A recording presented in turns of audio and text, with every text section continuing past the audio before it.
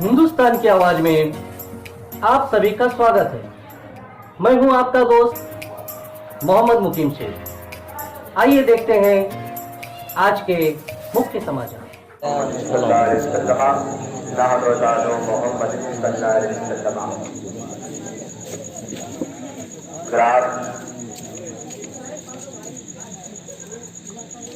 Karbala के मैदान में एक तरफ हक था, एक तरफ बातिल। अल्लाह तबारक तआला कुरान मुक़द्दस से खुद इरशाद फरमाता है, इन्नल्लाह अस्साबिरीन। कई लोगों, अगर कभी ऐसा मौका आए कि हक किधर है और बातिल किधर है, तो कुरान से पूछ लेना। जिधर सब है उधर अल्लाह है, और जिधर अल्लाह वही हक है।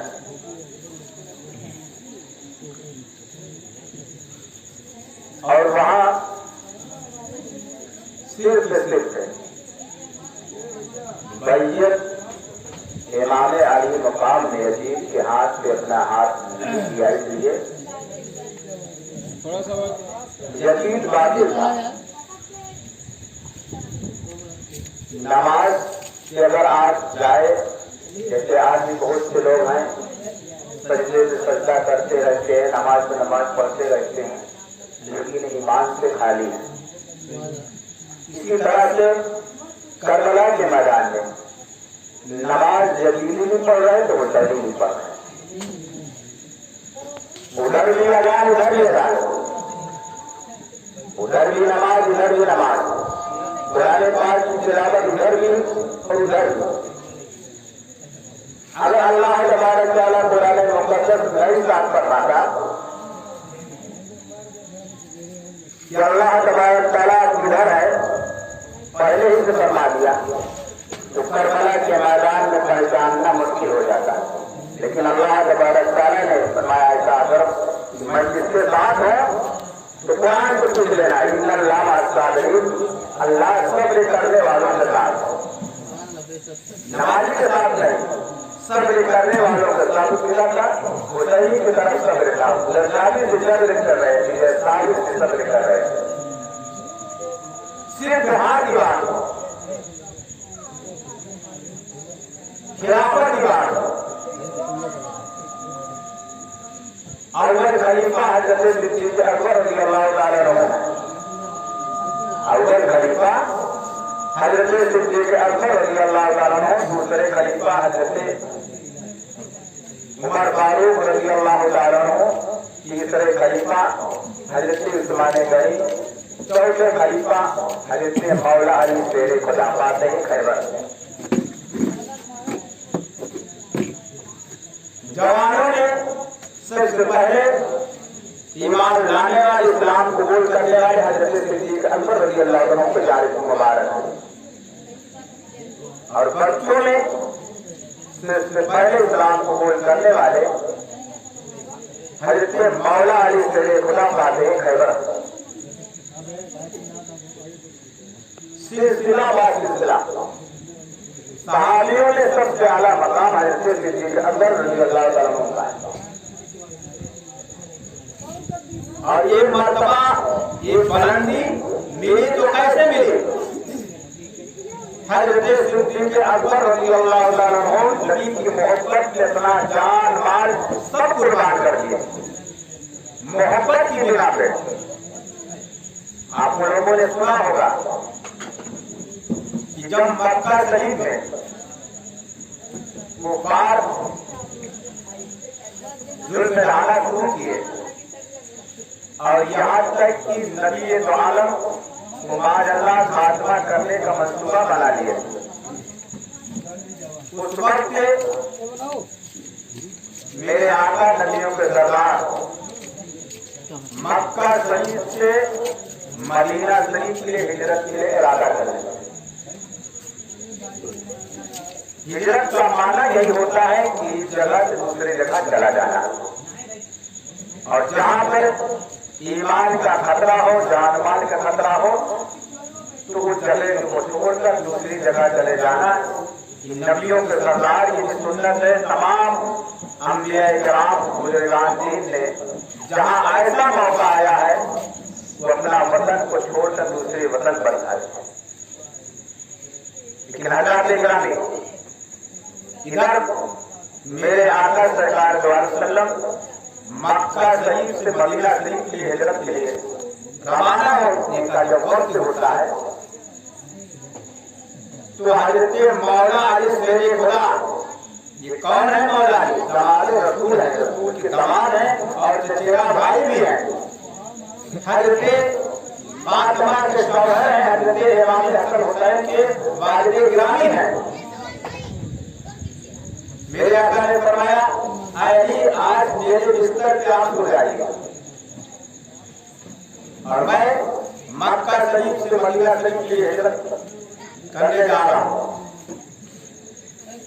और सुबह जिसकी अमानत है सब देकर आप ही आ जाएगा। हज़रत गिरामी उस दिन मौला अली शेर खुदा का बयान है कि ऐसी प्यारी नींद मुझे जिंदगी में कभी नहीं आई। ये ईमान था हज़रत मौला अली शेर खुदा फातिह खैबर का ईमान था। ये मलकुल मौत के अंदर ये पावर नहीं है कि मेरे आका ने फरमा दिया कि सुबह अली लोगों की अमानत देकर अभी आपको भी तशरीफ लाना है, मदीना शरीफ आना है, तो मौत मुझे आ नहीं सकती। इसलिए ऐसी प्यारी नींद आई। जब सुबह को कुफार मक्का ने देखा कि बिस्तर पे तो मौला अली शेर खुदा है, नबियों के सरदार नहीं है। हज़रत गिरामी मेरे आका सूरह यासीन शरीफ पढ़ करके और कंकड़ियों के दम करके जब देख देते हैं तो कुफार की आंख की रोशनी खत्म हो जाती है, उन्हें नजर भी नहीं आता। ये अल्लाह के कलाम की बरकत है। और उधर जब मेरे आका हिजरत के लिए तशरीफ ले जा रहे हैं तो हज़रत सिद्दीक़ अकबर रज़ियल्लाहु अन्हु साथ मुख्तसर वाक़या बताना है कि बिजगार में जहां ठहरना था उसमें हज़रत सिद्दीक़ अकबर रज़ियल्लाहु अन्हु पहले दाखिल होते हैं, साफ सफाई करते हैं, उसमें जो भी सुराग था उसे अपने कपड़ों को फाड़ फाड़ कर बंद कर देते हैं। ये मोहब्बत रसूल है। एक सुराग बाकी रह गया तो हज़रत सिद्दीक़ अकबर रज़ियल्लाहु अन्हु ने अपना पैर पर अंगूठे लगा देते हैं और उसके बाद नबियों के सरदार सल्लल्लाहु अलैहि वसल्लम को आवाज देते हैं, मेरे आका आप तशरीफ लाइए। मेरे आका नबियों के सरदार मौला अली शेर खुदा की जान मुबारक के सर रख के आराम कर रहे हैं। एक जहरीला सांप सारा रास्ता उसका बंद हो गया है।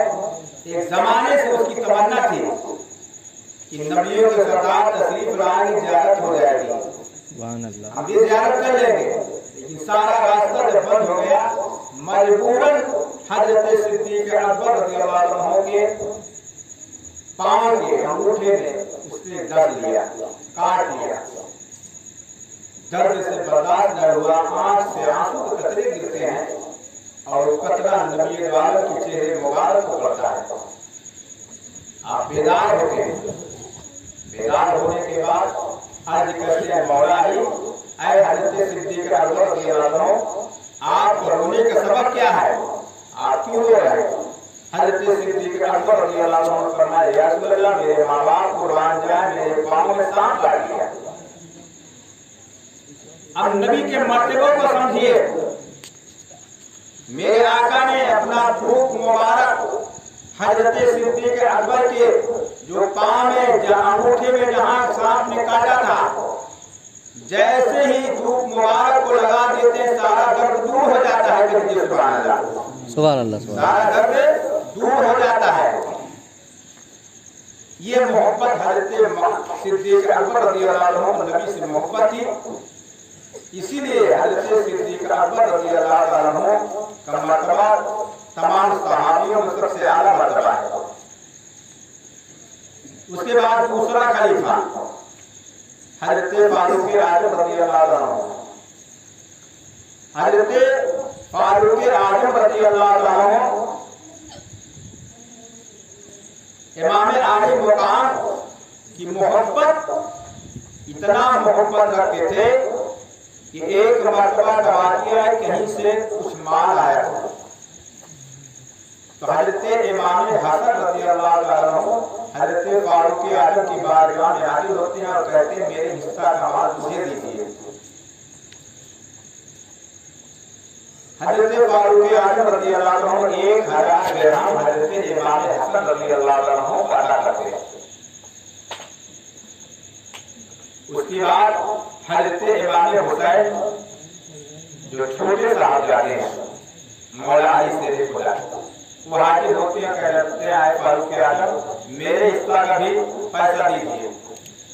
1000 दिरहम हजरत इमाम हुसैन रज़ियल्लाहु अन्हु को हजरत फारूक आजम रज़ियल्लाहु अन्हु ही अदा करते हैं। अब देखिए मर्तबा देखिए, थोड़ी देर के बाद हजरत फारूक आजम रज़ियल्लाहु अन्हु के साहबजादे हजरत अब्दुल्ला तशरीफ लाए तो आपको 500 दिरहम दिए। हजरत फारूक आजम के साहबजादे फरमाते हैं ए अमीर मोमिनीन, ऐ मेरे वालिद गिरामी, ये क्या मामला है कि जब हजरत इमाम हसन हुसैन छोटे बच्चे थे, गलियों में खेला करते थे, खेलने की उम्र थी, उस वक्त मैं जवान था और आपके साथ में न जाने कितने जंग में मैं शरीक था, मैं आपका साथ दिया, लेकिन मुझे 500 दिरहम आपने दिया और हजरत इमाम हसन और हुसैन को एक 1000 दिरहम अता किए। तो हजरत फारूक आजम ने फरमाया, जवाब देते हैं कि पहले इमाम आली मुकाम के जैसा बनकर तो दिखाओ, वो मुकाम तो लाओ, वो मर्तबा आपके अंदर जब वो सिफत पाई जाएगी तो आपको भी 1000 दिरहम अता किया जाएगा। इस वाक़िया से पता चला कि सहाबा इकराम को इमाम आली मुकाम से कितनी मोहब्बत थी, मोहब्बत ही असल चीज है।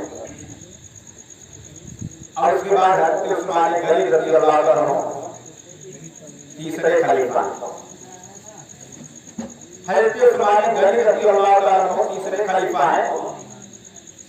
और आपको गनी का लक़ब किस लिए मिला, एक कड़ी बता रहा हूं ताकि आप लोगों को मालूम हो जाए कि खिलाफत कहां से कहां तक पहुंची। हजरत उस्मान गनी रज़ियल्लाहु अन्हु इसलिए कि सहाबत में बहुत बढ़ चढ़ के आप हिस्सा लिया करते थे, इसलिए आपको गनी का लक़ब मिला। यहाँ तक कि एक मरतबा मैंने किताब पढ़ा कि हजरत उस्मान गनी रज़ियल्लाहु अन्हु ने नबी आलम को दावत देते कहा, या रसूलल्लाह चंद सहाबा के साथ मेरे घर आप तशरीफ लाइए। हजरत उस्मान गनी नबी आलम को दावत देकर घर तशरीफ ला रहे हैं और मेरे आका नबियों के सरदार सहाबा के साथ उस्मान गनी के यहाँ तशरीफ ला रहे हैं। तो हजरत उस्मान गनी पीछे पीछे चल रहे हैं। मेरे आका नबियों के सरदार फरमाते हैं, उस्मान गनी पीछे क्यों चल रहे हैं? तो जवाब समाज फरमाइए। कहा, या रसूलल्लाह जितने कदम चल करके आप मेरे घर तशरीफ ले चलेंगे उतने कदम की गिनती के बराबर मैं गुलाम आजाद करूंगा, इसलिए पीछे चलकर आपके कदम की गिनती कर रहा हूँ। सुभान अल्लाह, आपके कदम मुबारक की गिनती कर रहा हूँ। कुरान जाइए, जब दावत में उस दावत में मौला अली शेर खुदा फातिह खैबर हजरत इमाम हसन हुसैन के वालिद गिरामी मौजूद रहे, क्योंकि चचेरा भाई है उस्मान गनी। और जब दावत से फारिग होने के बाद अपने घर मौला अली शेर खुदा पहुंचते हैं, आपका चेहरा उतरा हुआ है। हजरत फातिमा, कौन फातिमा? रसूल की बेटी, अली की बीवी, हजरत इमाम हसन हुसैन की माँ, जन्नत में तमाम औरतों के सरदार हजरत फातिमा रज़ियल्लाहु अन्हा ने पूछा, अली आपकी चेहरा क्यों उतरा हुआ है, आखिर वजह क्या है? मौला अली शेर खुदा हजरत फातिमा आज मेरे भाई हजरत उस्मान गनी ने रसूल पाक की बड़ी शानदार दावत किया है। हजरत फातिमा फरमाया क्या आपका भी दिल कहता है? कहा दिल तो बहुत है लेकिन बाजारी में मेरे पास खाने पीने का कोई इंतजाम नहीं है, हाथे में फाका हो रहा है। हजरत फातिमा के मर्तबे पे कुर्बान जाइए। हजरत फातिमा ने कहा आए मौला अली जाइए मेरे वालिद गिरामी रसूल हाशमी को आप भी दावत दे आइए। सुभान अल्लाह।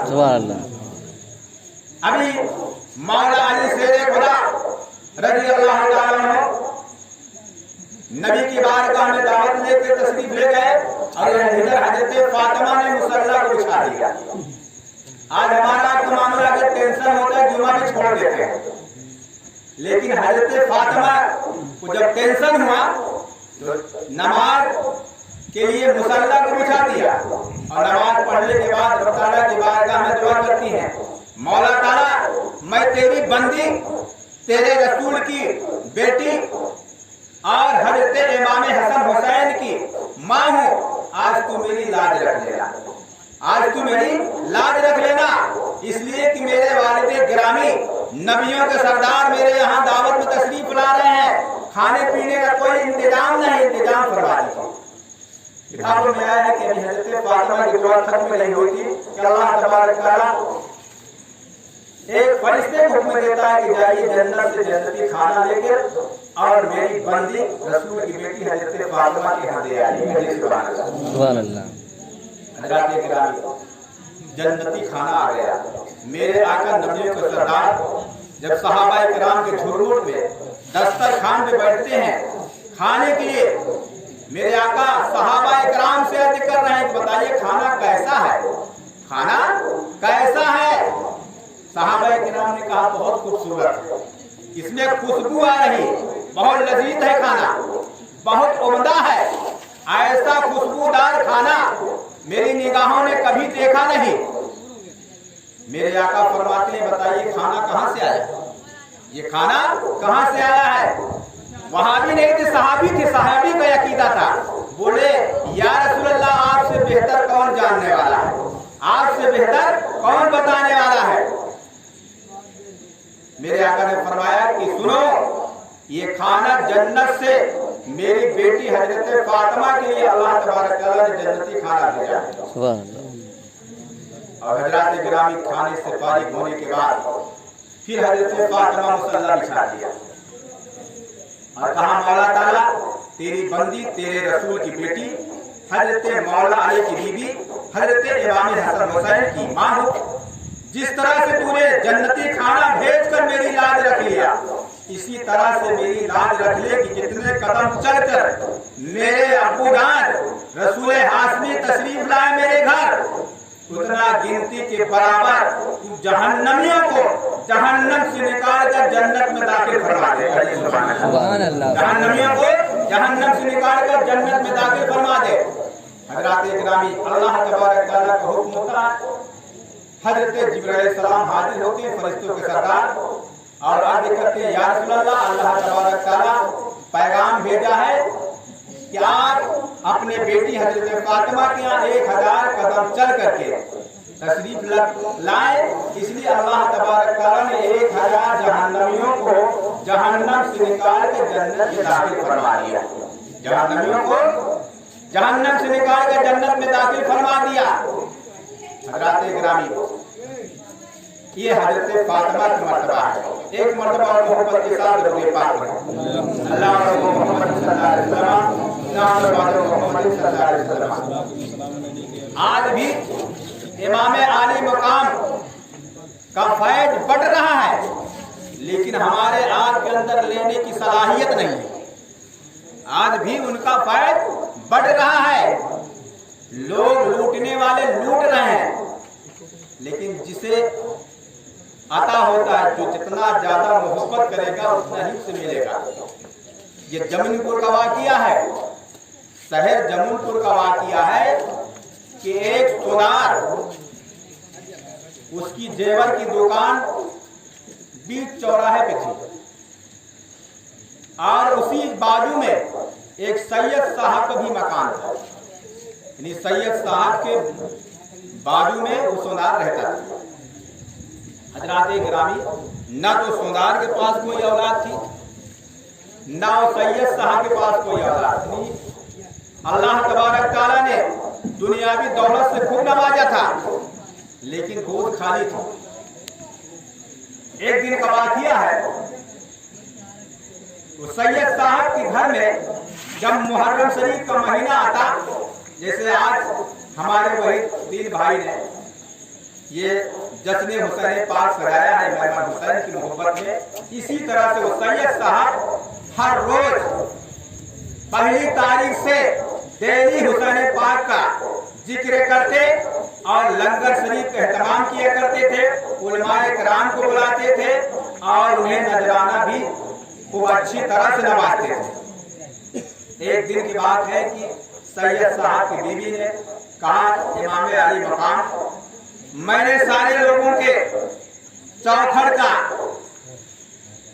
बहुत चक्कर लगाया, लेकिन मेरी गोद खाली की खाली है। आप नबियों के सरदार के नवासे हैं, नवासे रसूल हैं, सुहदाए करबला है, आपका मर्तबा बहुत बुलंद है, आपका मर्तबा बहुत बुलंद है। अगर आप कर्म कर दे तो मेरी भी गोद जो खाली है भर जाएगी।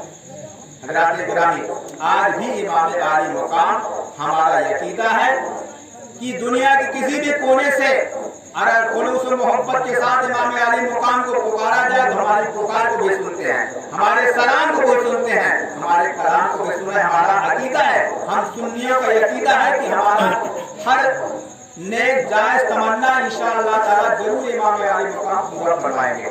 लेकिन अकीदा पक्का होना चाहिए। सैयद साहब की बीबी ने कहा, ऐ इमाम आली मकाम, आप ऐसे दयालु हैं, आपकी सखावत का जवाब नहीं, आपकी एक एक अदा में कुर्बान जाए। मेरे तरफ निगाहें करम कर दीजिए, मेरी भी झोली, मेरा गोद खाली है भर जाए। मुख्तसर सा वाक़िया है कि सैयद साहब के यहाँ लड़का पैदा हुआ, सुभान अल्लाह। एक साल की 9 महीने के बाद लड़का पैदा हुआ और जब मुहर्रम की 10वीं तारीख आई तो बहुत धूमधाम से जिक्र हुसैन पाक का जिक्र कर रहे हैं। उनके नाम की महफिल सजी है, लंगर शरीफ तकसीम हो रहा है और साथ ही साथ बहुत से पैसा हीरे जवाहरात लुटा रहे हैं। इतना ही नहीं बल्कि वो सैयद साहब ने इतना खुश थे कि एक तराजू के पल्ले में चांदी के सिक्का को रखते हैं और एक पल्ले में अपने बेटे को रखते हैं और उस बेटे के चांदी के सिक्के के बराबर वजन करके गरीबों में तकसीम कर रहे हैं, गरीबों में तकसीम कर रहे हैं। ये अदा वो सुनार की बीवी ने देख लिया, सुनार की बीवी ने देख लिया। दूसरे दिन सैयद साहब की बीवी के पास पहुंचती है और कहा, बहन जान, आज एक अजीब मामला मैंने देखा। कहा, उसमें अजीब की क्या बात है? मुहर्रम की 10वीं तारीख थी। बोले, ये तो मालूम है कि आज मुहर्रम की 10वीं तारीख थी और हर साल आप इमाम हुसैन के नाम की महफिल पाक सजाया करती हैं, लेकिन आज अजीब मामला था कि गरीबों में कुछ तकसीम हो रहा था, कुछ लुटाया जा रहा था। तो सैयद साहब की बीबी ने कहा कि बात यह है कि अल्लाह तबारक तआला ने मुझे माल दौलत हर चीज से नवाजा था, अगर नहीं था तो मेरे घर में अंधेरा था, कोई चिराग जलाने वाला नहीं था, मेरे घर में अंधेरा था। आज भी देखिए, चाहे जितना दौलत माल हो, लेकिन अगर कोई बेटा बेटियां नहीं है तो उसका घर अंधेरा ही अंधेरा रहता है। अगर रोशनी होती है तो बेटे बेटियों से होती है। हज़रात गिरामी, उस सैयद साहब की बीबी ने कहा कि अल्लाह तबारक तआला के सदके में इमाम हुसैन रज़ी अल्लाह तआला अन्हु ने, इमाम हुसैन के सदके में अल्लाह तबारक तआला ने मुझे औलाद अता फरमाया, मुझे औलाद अता फरमाया। और उसी खुशी में मैं अपने बेटे को चांदी की सिक्का को एक पल्ले में तराजू के रखा और दूसरे पल्ले में अपने बेटे को रख करके वजन बराबर किया और उसी गरीबों में तकसीम कर रहा था, उसी को गरीबों में तकसीम कर रहा था। इतना सुनना ही था तो सुनार की बीबी रोने लगी, सुनार की बीबी रोने लगी। सैयद साहब की बीवी ने अर्ज किया, क्या मेरे वाकिया से आपको तकलीफ पहुंची है, दर्द हुआ है, इसलिए रो रही है? कहा बहन जाने बात नहीं, और रोने लगी। थोड़ी देर के बाद जब अर्ज करती है कि बहन जान, जिस तरह से आपको गोद खाली, इस तरह से मेरा भी गोद खाली। मेरे पास भी अल्लाह मालिक के देन से सब कुछ है, माल दौलत है, लेकिन कोई औलाद नहीं है। क्या इमाम आली मुकाम मेरी भी सुनेंगे? वो सैयद साहब की बीबी ने कहा कि ऐसे दयालु हैं, ऐसे सखी हैं कि वो जात पात नहीं देखा करते हैं, वो सबकी फरियाद को सुनते हैं। वो अल्लाह वाले सबकी फरियाद को सुनते हैं। आप देख लीजिए, मिसाल तौर से किसी भी अल्लाह वाले की बारगाह में चले जाइए, चाहे आप कचौटा शरीफ चले जाइए, चाहे आप बहराइच शरीफ चले जाइए, जितना मुसलमान मिलेंगे उससे कई गुना जो है काफिर हिंदू भी मिलेंगे। और वो लोग भी अकीदा उनका इतना पक्का होता है, उनका काम जल्दी हो जाता है। अजमेर शरीफ चले जाइए, वहां भी आप देखेंगे, बरेली शरीफ चले, किसी भी अल्लाह वालों के बारगाह में चले जाइए तो उनकी तादाद मिलती है और उनका काम जल्दी हो जाता है, इसलिए उनका भरोसा इत्मीनान होता है। तो बहरहाल सैयद साहब की बीवी ने कहा कि आप भी इमाम आली मुकाम की बारगाह में दुआ की थी, वो सब सुनते हैं। और आज जो तकसीम हुआ था वो तबर्रुक ले लीजिए। आज मुहर्रम के 10वीं तारीख का जो मेरा यहाँ प्रोग्राम था, उस तबर्रुक ले लीजिए और इसे खा लीजिए। हज़रात गिरामी, मुख्तसर सा वाक़िया है, वो तबर्रुक खाने के सदके में इमाम आली मुकाम की दरिया रहमत जोश में आ जाती है और उसको भी एक लड़की पैदा हुई, उसे भी एक लड़की अता हुई। और लड़की इतनी हसीन और जमील थी, इतनी खूबसूरत थी, दिल दुरारा चौधरी, उसे और इतना खूबसूरत थी कि लोगों की निगाह देखने के लिए बेकरार रहा करती थी। हज़रात गिरामी, यहाँ तक कि वो लड़की जब बड़ी हो गई तो उसके शादी का इंतजाम करने के लिए माँ बाप परेशान है। कहीं इसे अच्छी जगह पे, जैसे मेरी लड़की पारसा है, नेक है, इसी तरह कोई नेक लड़का मिले, उसके साथ इसका ब्याह कर दिया जाए। हज़रात गिरामी, यहाँ तक कि वहीं के पास में एक बस्ती थी और लड़का भी बहुत खूबसूरत और नेक था। जैसे लड़की के तमन्ना थी कि मैं शादी वही करूंगी कि जो लड़का किसी गैर महरम की तरफ निगाह न डाला हो, गैर औरत की तरफ निगाह न डाला हो, ऐसे लड़के से शादी करूंगी। इसी तरह लड़का का भी यही मामला था कि जो लड़की किसी गैर मर्द को अपनी निगाहों से न देखी हो, उसी से मैं ही शादी करूंगी। बैर अल्लाह की मर्जी की शादी का रिश्ता पक्का हो गया। और वहीं पर एक चौहान रहा कर, उसका लड़का आवारा किस्म का था और उसके दिल में एक ख्याल था कि इस लड़की से मैं शादी करूं। एक दिन अपने माँ से कहने लगा कि अम्मी जान, अगर फला लड़की से मेरा रिश्ता नहीं होगा तो मैं अपनी जान दे दूंगा। बहरहाल वो बादशाह थे, अमीर थे, उसकी माँ ने कहा उसकी क्या जरूरत है कि नहीं इस तरह की शादी, उसी के साथ में शादी होगा। बहरहाल पैगाम लेकर के उसकी माँ गई तो सुनार की बीवी और उसका शौहर का आदमी कहने लगा कि मैं एक गरीब किस्म की हूँ, सुनार बिरादर, ये आप चौहान है, बिरादर का भी मामला नहीं है और बहुत फर्क है, रिश्ता नहीं हो पाएगा। बहरहाल मुख्तसर से वाक़िया यह है कि जब वहाँ शादी तय हो गई तो ये लड़का जो चौहान का था, इसने तय कर लिया था कि अगर टोला इसका उठेगा तो सबसे पहले मेरे महल में आएगा, मैं जाने नहीं दूंगा। बहरहाल जब बारात आई बड़े धूमधाम के साथ आई और जब रुखसती होती है तो रास्ते में जंगल बियाबान था। जैसे सूरज डूबने का वक्त था, डोला वहीं पहुंचता है कि ये चौहान का लड़का अपने चंद लोगों को, जालिम किस्म के लोगों को लेकर वहां पहुंच गया, चारों तरफ से घेरा बना लिया और दूल्हे को अलग ले गया झाड़ में और उसे कत्ल कर दिया। हजरात गिरामी, यहाँ तक कि दुल्हन ने इमाम आली मुकाम को याद किया कि जिसके सदके में मुझे जिंदगी मिली है, मैं दुनिया में आई हूँ, आज मेरा लाज रख लेना। किताबों में आया है कि तलवार तो नजर आई है लेकिन मारने वाला नजर नहीं आया। तलवार तो नजर आई है, मारने वाला नजर नहीं आया। लाशों का अंबार लग गया जंगल में। उसके बाद जब लोगों को मालूम हुआ तो लड़की के माँ बाप, उनके गांव वाले और लड़का के भी काफी तादाद जंगल में पहुंचते हैं। क्या देखा कि दूल्हा जो है बेहोश पड़ा हुआ है, लेकिन हजरात गिरामी, इमाम आली मुकाम के सदके में उसे कुछ देर के बाद होश आ गई। उसे घर ले गए, सारा वाकया बयान करते हैं।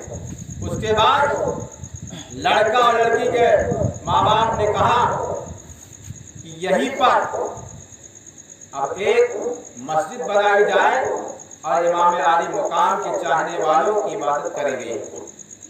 वो जगह पे मस्जिद बनवा दिया गया। तो हजरात गिरामी, पता चला कि आज भी इमाम आली मुकाम हमारे मुसीबत में काम आते हैं, लेकिन हमें मांगने का सलीका चाहिए। अगर दिल से पुकारे तो इंशाअल्लाह ताला आज भी इमाम आली मुकाम हमारे एक एक आवाज को सुन रहे हैं। हमारा आपका यकीदा है। दरूद पाक में अल्लाह सैयदना सैयदना मौलाना मुस्लिम सल्लल्लाहु अलैहि वसल्लम।